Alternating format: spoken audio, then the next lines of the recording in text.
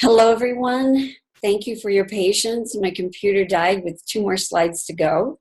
And because I am a person that likes to finish things that I start, I'm going to go ahead and do these last 2 slides with you.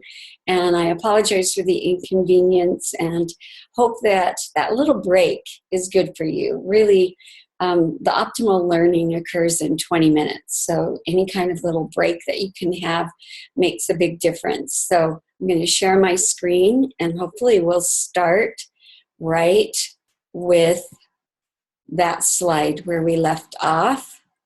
I just have to make it full screen for a moment. So thank you for being patient again. So, oh, no, it did not let me do that. So I'm going to whip through them. Just a little quick review. The 10-second miracle is that moment in time when you take full responsibility for who you are and for everything in your life. And that's when your freedom to grow really begins. And we talked about who do you listen to and making sure that the people that you are giving power to in your life that you're listening to have what you want, are the kind of people, person that you want to be, and and you're moving in that direction and listening to them.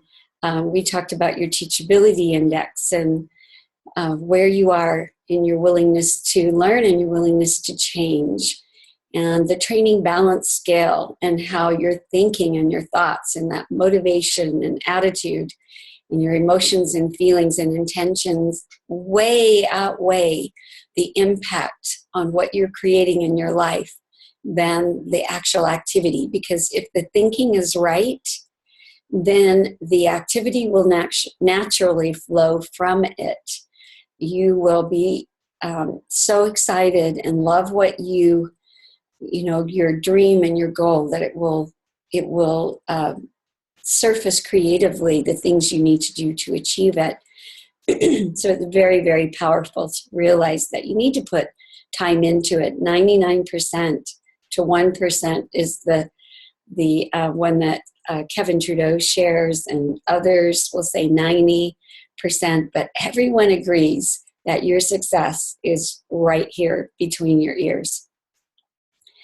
So we shared the strangest secret about what you think about, you bring about, more or less, that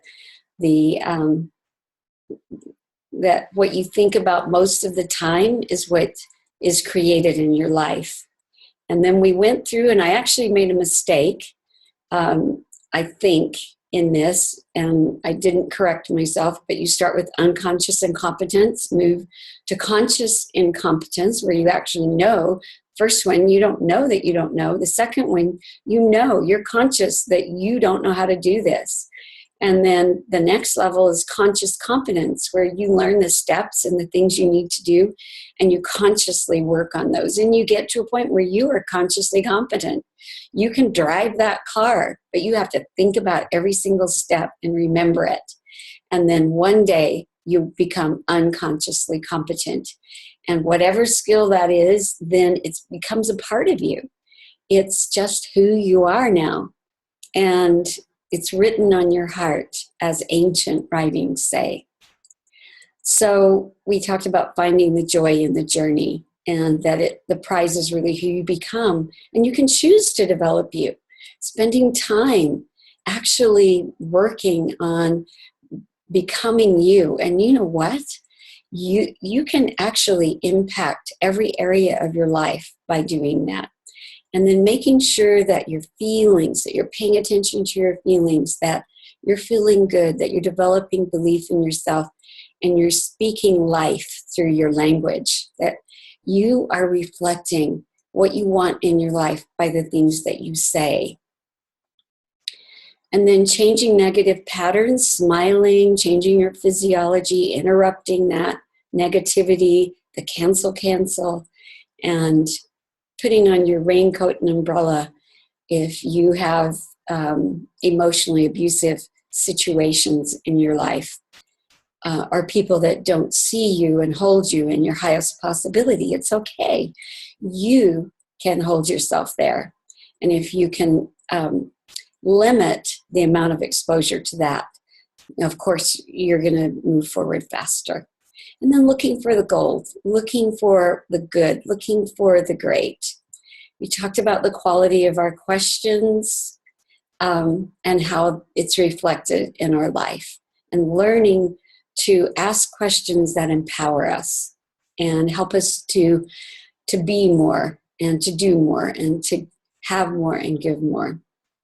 And then we ended at Celebrate Success. So when you have the opportunity, you want to really genuinely applaud the success of others. And when you do that, think about you're surrounding yourself with this energy that is applauding someone else's achievement. And that feeling that you have, you're going to attract more of that to you, and experiences that bring more of that to you.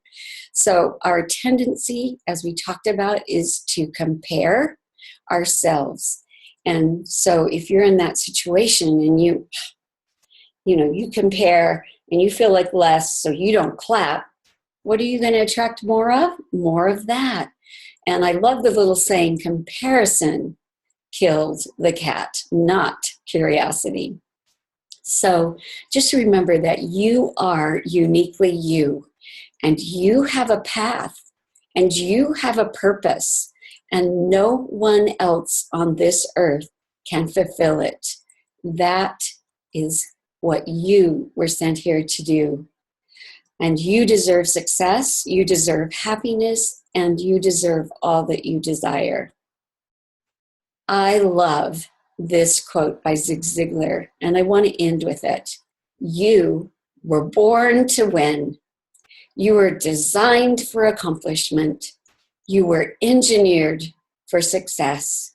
You were endowed with the seeds of greatness. Thank you for listening. Thank you for your patience, and thank you for being you. Thanks so much.